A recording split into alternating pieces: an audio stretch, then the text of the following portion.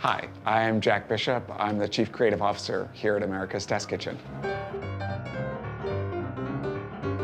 I know it sounds like an amazing job, and it is. What I do is I lead the teams that make things, make the TV shows, magazines, books, all the things that our fans are watching, listening to in terms of the podcast or reading.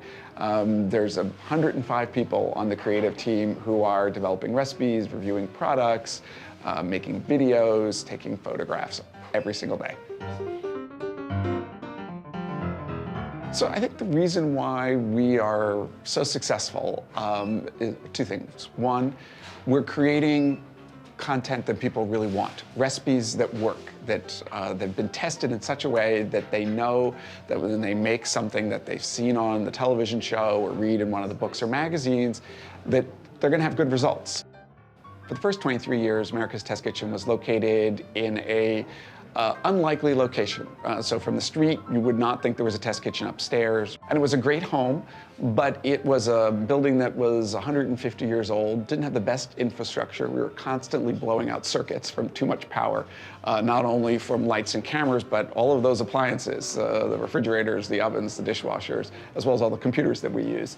And we'd also run out of space to create video content. With the video age, you're shooting video every single day, and we really didn't have enough space or the right space. We were basically shooting video every day and telling people in the background, will you do something with your hair? Oh, and by the way, can you make no noise? And that means no blender, no chopping, because we're shooting a video. So that really wasn't sustainable. And so 18 months ago, we moved to a brand new location in downtown Boston.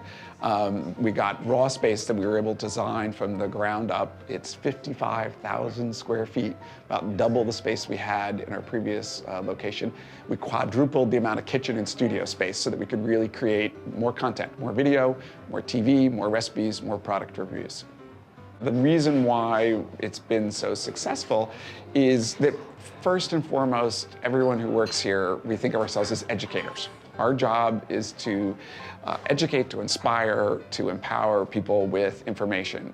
People want to cook at home, but they don't want to fail. I think that's what the public television audience is really coming to us for, which is they want to be able to make an amazing roast turkey, or they want to make an elaborate dessert that they've never, a chocolate dacqua or a croissant. And we're going to give them the confidence that they're able to do that.